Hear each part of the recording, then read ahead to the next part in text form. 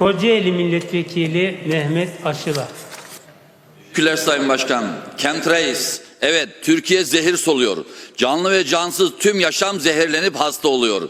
Geçmeyen boğaz ağrıları, geçmeyen öksürük, yağması gereken yağmur ve karın yağmaması bundan kaynaklanıyor. Bunun asıl adı stratosferik aerosol enjeksiyondur. Bu resmi bir projedir ve plandır. Projenin amacı İklim zırvalarını dayatan iklim tarikatının kendi uydurdukları sözde küresel ısınma sıcaklığını ve karbonu düşürmek amacıyla uyguladığı ve ciddi fon ayırdığı bir projedir. Unutmayın, kendimizi sağlıklı tutmak için bireysel olarak ne yaparsak yapalım, havamız, suyumuz, toprağımız devam eden jeomühendislik operasyonlarınca zehirlendiği müddetçe bunun hiçbir önemi kalmaz.